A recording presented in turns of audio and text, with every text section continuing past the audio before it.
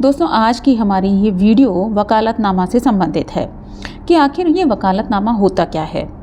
तो देखिए, वकालतनामा एक तरीके का कानूनी दस्तावेज़ होता है जो कि जिसके माध्यम से एक क्लाइंट यानी कि मुवक्किल अपने वकील को अपनी ओर से केस लड़ने का, केस से संबंधित कार्यवाही करने का, कोर्ट में उसको रिप्रेजेंट करने का अधिकार देता है।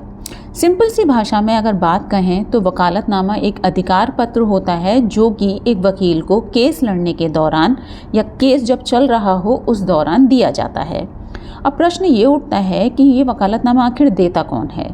तो ये एक क्लाइंट यानी कि मुवक्किल जिसका केस लड़ा जा रहा है या जिसका केस चलने वाला है, कोर्ट में जिसकी प्रक्रिया शुरू होने वाली है केस से संबंधित, उसके द्वारा अपने वकील को दिया जाता है। तो यहाँ पर अब प्रश्न ये उठता है कि वकालतनामा आखिर ज़रूरी क्यों है। तो देखिए, वकालतनामा इसलिए भी ज़रूरी हो जाता है कि उसके बिना किसी वकील को अधिकार मिलता नहीं है कोर्ट में अपने क्लाइंट को रिप्रेजेंट करने का, कोर्ट में केस से संबंधित कार्यवाहियाँ करने का, जवाब, अपील और जितने भी दस्तावेज़ वगैरह हैं कोर्ट केस से संबंधित उनको जमा करने का अधिकार तब तक एक वकील को नहीं मिलता है जब तक कोई क्लाइंट अपने वकील को ये अधिकार पत्र नहीं देता है। तो अब यहाँ पे प्रश्न ये उठता है कि यानी कि इसमें क्या बातें लिखी होती हैं, वकालतनामे में आकर लिखा क्या होता है।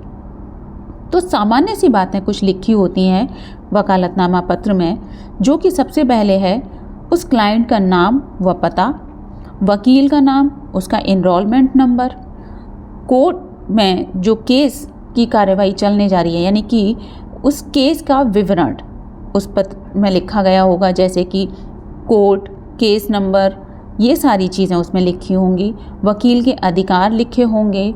इसके अलावा जो क्लाइंट होगा उसके सिग्नेचर या अंगूठे का निशान, वकील के सिग्नेचर और स्टैम्प, यानी कि जनरली वो 10 रुपये का स्टैम्प लगता है, लेकिन राज्य के अकॉर्डिंग यानी स्टेट के अकॉर्डिंग ये प्राइसेस वेरी कर सकते हैं। तो ये सामान्य सी बातें उसमें लिखी होती हैं। अच्छा, इसमें अब नेक्स्ट क्वेश्चन ये उठता है कि वकालतनामा में जो वकील के अधिकार हैं वो कौन कौन से अधिकार उसमें लिखे होते हैं, क्या क्या अधिकार उस वकील को मिल जाते हैं वकालतनामा के थ्रू। तो सबसे पहले तो एक वकील को जो अधिकार मिलता है वो ये है कि वो अपने क्लाइंट को कोर्ट में रिप्रेजेंट करेगा, यानी कि उसके केस की जितनी भी कार्रवाई होगी उस वकील को करने का अधिकार मिल जाता है। इसके अलावा जो उसके केस से संबंधित जो दस्तावेज़ होंगे, अपील, जवाब, आर्ग्यूमेंट्स वगैरह जो भी करने का अधिकार होगा वो उस वकील को मिल जाता है।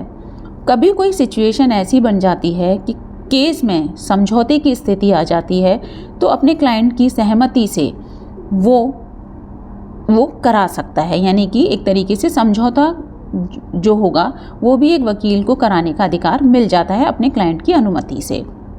तो यहाँ पर एक क्वेश्चन ये उठता है, एक प्रश्न अब ये उठता है कि क्या वकालतनामा को रद्द भी किया जा सकता है, उसको समाप्त भी किया जा सकता है। तो हाँ, ये किसी भी समय क्लाइंट अपने वकील से अपने वकालतनामा को रद्द कर सकता है, यानी कि उसको समाप्त कर सकता है और पुनः किसी नए वकील को ये वकालतनामा दे सकता है, यानी कि अधिकार पत्र वो किसी और वकील को दे सकता है, जिसे हम वकालतनामा समाप्ति या फिर चेंज ऑफ एडवोकेट भी कहते हैं। अब यहाँ पे प्रश्न ये उठता है कि ये वकालतनामा किन किन केसों की प्रक्रिया में लगता है।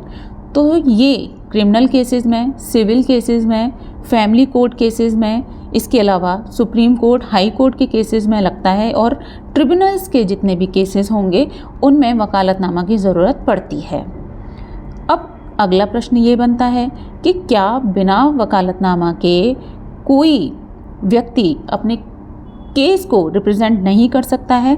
तो कर सकता है, कोर्ट में ये अपने केस को रिप्रेजेंट कर सकते हैं, इसे हम पर्सन इन पार्टी भी कह सकते हैं।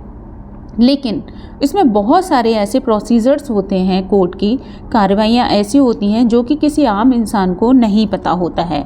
इसीलिए हम एक प्रोफेशनल जो एडवोकेट होते हैं उनको हायर करते हैं और उनको अपनी ओर से उस केस को रिप्रेजेंट करने का अधिकार देते हैं। तो इसीलिए यहाँ पर वकालतनामा इसलिए ज़रूरी भी बन जाता है। इन सिंपल सी भाषा में अगर हम बात कहें, कंक्लूज़न इस चीज़ का सब निकालें तो ये बनता है कि वकालतनामा एक तरीके से एक ऐसा कानूनी दस्तावेज़ है, एक ऐसा अधिकार पत्र है जिसके माध्यम से कोई क्लाइंट अपने किसी वकील को अपनी ओर से केस लड़ने का अधिकार देता है।